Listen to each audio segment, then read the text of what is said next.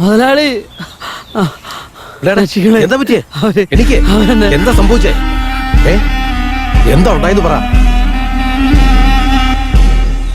എന്താടോ കുറച്ചുനാള് വേലന്നൂരിൽ ഇല്ലാഞ്ഞപ്പോ നാട്ടുകാരെ കൊണ്ട് വിളവ് കടത്താൻ തുടങ്ങിയല്ലേ? മുതലാളി അങ്ങനെയൊന്നും സംഭവിച്ചിട്ടില്ല. എടോ പറയട്ടെ, താൻ പാട്ടത്തിനെടുത്ത നിലത്തിന്റെ കടം വെച്ച് നോക്കുമ്പോ തന്റെ വിളവൊക്കെ പലിശ അടയ്ക്കാനും ഉണ്ടാവും. പാവങ്ങള് പിഴച്ചു പൊക്കോട്ടെ എന്ന് പറഞ്ഞ് കണ്ണടയ്ക്കുമ്പോ എന്നെ തന്നെ പറ്റിക്കാൻ നോക്കല്ലേ? ഇനി ഏതെങ്കിലും ഒരുത്തനെ ഞാൻ പിടിച്ച അവന് പിന്നെ ജീവൻ ഉണ്ടാവില്ല. മുതലാളി ഞാനൊന്ന് പറയട്ടെ. ഇതുവരെ ആരെങ്കിലും അറിയാതെ വിളവെങ്ങാനും എടുത്തിട്ടുണ്ടെങ്കിൽ ഇനി മുതൽ അങ്ങനൊന്നും ഉണ്ടാവില്ല മുതലാളി. അത് ഞാൻ നോക്കണം. എന്നാ തനിക്ക് കൊള്ളാം. നടക്കടാ.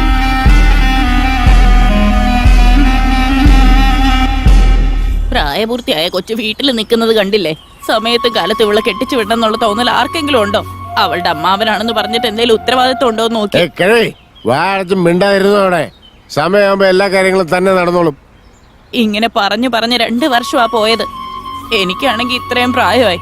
ഇനി എത്ര കാലം ഉണ്ടാവുന്ന ആർക്കറിയാം? നീയും ഇങ്ങനെ കുടിച്ചു ചത്തുപോയി കഴിഞ്ഞാ ഇതൊക്കെ നാട് മുഴുവൻ പഞ്ഞത്തിലും പട്ടിണിയിലും പെട്ട് നരകാതന അനുഭവിച്ചോണ്ടിരിക്കുക. ഞാൻ ആ ഫോറസ്റ്റുകാരുടെ കൂടെ ചേർന്ന് നിങ്ങൾക്ക് നിങ്ങളുടെ കൊച്ചുമോൾക്കും ആവശ്യമുള്ളത് ഇവിടെ എത്തിച്ചു തരുന്നുണ്ടല്ലോ. ഞാൻ ചാവൂന്നും പറഞ്ഞ് എന്നെ ശാപിക്കുന്നു.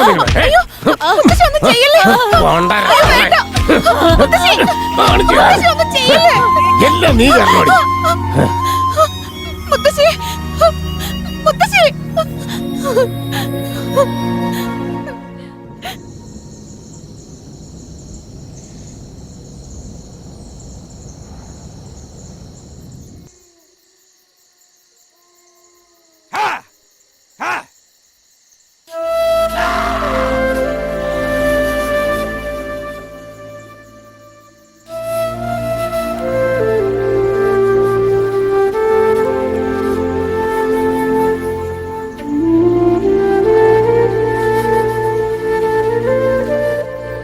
ഇപ്പൊ എന്താ വേണ്ടേ? കൂനിക്കാടിനെ കുറിച്ച് അറിയണം, അത്രയല്ലേ വേണ്ടൂ? മുതുമുത്തശ്ശന്മാരായിട്ട് പറഞ്ഞു കേട്ട കഥയാ. പണ്ട് കൂനിക്കാടും നമ്മുടെ ഗ്രാമമൊക്കെ ഒരു പ്രദേശമായിരുന്നു. ആ കാലത്ത് കൂനിക്കാട്ടിലുള്ള 2 ആളുകള് മനുഷ്യന്മാരെ പിടിച്ചു തിന്നുന്നത് നമ്മുടെ നാട്ടിലുള്ള ആൾക്കാരെ കണ്ടു. അത് നമ്മുടെ മൂപ്പനോട് പറഞ്ഞപ്പോ അദ്ദേഹം കൂനിക്കാടിനെ അധീനതയിൽ വെച്ചു. കുറച്ചു നാളുകൾക്ക് ശേഷം കൂനിക്കാടിന്റെ നേതാവ് നമ്മുടെ നാട്ടിലേക്ക് വന്ന് മനുഷ്യന്മാരെ തിന്ന ആ 2 പേരെ കൊന്നുകളഞ്ഞെന്നും അവര് 2 പേര് ചെയ്ത തെറ്റിന്റെ പേരില് നമ്മുടെ 2 നാടും എന്തിനു പിരിഞ്ഞിരിക്കണം, ഒന്നായി തന്നെ നിൽക്കാമെന്ന് പറഞ്ഞു. പക്ഷെ നമ്മുടെ മൂപ്പൻ അതിന് സമ്മതിച്ചില്ല. അത് കേട്ട ദേഷ്യത്തില് കൂനിക്കാടിന്റെ നേതാവ്, നിങ്ങളാരാ ഞങ്ങളെ ഒതുക്കി നിർത്താൻ? ഞങ്ങൾ നിങ്ങളെ അധീനതയിലാക്കുമെന്ന് പറഞ്ഞ് 2 പ്രദേശങ്ങൾക്കുമിടയില് വലിയൊരു കിടങ്ങുണ്ടാക്കി. ഓരോ ദിവസങ്ങൾ കഴിയും തോറും അതൊരു വലിയ ഗർത്തമായി മാറി. മലയുടെ അഗ്രഭാഗത്തായതുകൊണ്ട് അവർക്ക് മറ്റെവിടേക്കും പോകാൻ സാധിച്ചില്ല. ഇപ്പുറത്താണെങ്കിൽ വലിയൊരു ഗർത്തവും. അവിടെ തന്നെ വർഷങ്ങളായി ജീവിച്ചുകൊണ്ടിരിക്കുക. നമ്മുടെ നാട് ഇങ്ങേ പ്രദേശത്തായതുകൊണ്ട് മനുഷ്യന്മാരായിട്ട് ഒരു ബന്ധമെങ്കിലും ഉണ്ട്. അന്ന് അങ്ങനെ ഒരു പ്രശ്നം നടന്നില്ലായിരുന്നെങ്കിൽ ആ പാവങ്ങളും നമ്മളെപ്പോലെ തന്നെയാ. നമ്മളും കൂനിക്കാടുകാരും ഒക്കെ ഒരുമിച്ച് ജീവിച്ചേനെ.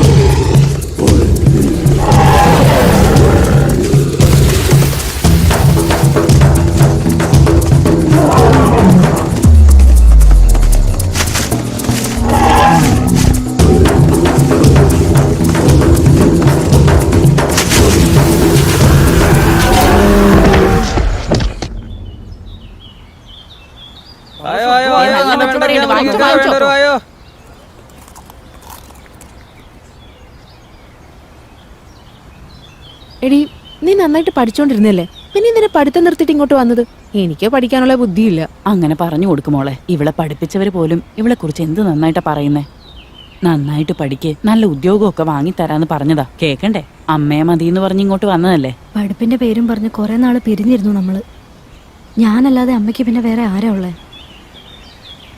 എനിക്ക് അമ്മയുടെ കൂടെ നിന്നാ മതി, അതല്ലേ ഞാൻ വന്നേ. എന്തൊക്കെ പറഞ്ഞാലും വേറൊരു കുടുംബത്തിലേക്ക് പോകേണ്ടവളല്ലേ. നിന്നെ ഒരുത്തന്റെ കയ്യിൽ ഏൽപ്പിച്ചാലേ എനിക്ക് സമാധാനമാവും. അതോർത്ത് അമ്മ പേടിക്കണ്ട, അവക്ക് നല്ല ഐശ്വര്യമുള്ള ചെക്കനെ തന്നെ കിട്ടും. നമ്മള് മാസത്തിലൊരിക്കൽ ചന്തയിൽ പോയിട്ട് വാങ്ങുന്നത് വെച്ചാ ജീവിച്ചു പോകുന്നത് തന്നെ. ഇവളെ കെട്ടിച്ചു വിടുന്നിടത്തെങ്കിലും കരണ്ടും ആശുപത്രിയൊക്കെ ആയിട്ട് എല്ലാ സൗകര്യം ഉണ്ടായാൽ മതിയായിരുന്നു.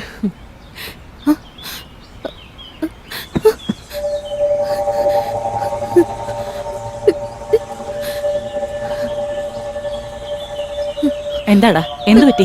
അടക്ക പറിക്കുന്ന സമയത്ത് നമ്മുടെ മുത്തു മരത്തേയും താഴെ വേണ്ട ആശുപത്രി കൊണ്ടുവന്ന വഴിയാ. സൂക്ഷിച്ചു പോടാ. ഈശ്വര, ഇനി ആശുപത്രിയിൽ എത്തണമെങ്കിൽ 7 മൈൽ താണ്ടണമല്ലോ.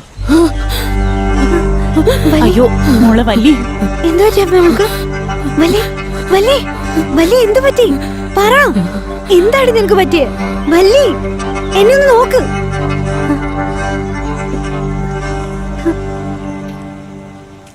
അമ്മേ, ഇവൾക്ക് എന്താ പറ്റിയേ? ഇവള് ചോര കണ്ടാലും പേടിപ്പെടുത്തുന്ന എന്തെങ്കിലും കണ്ടാലും ഇതുപോലെ ആയി പോവും മോളെ. കുറെ ചികിത്സിച്ചിട്ടും കാര്യമൊന്നും ഉണ്ടായില്ല.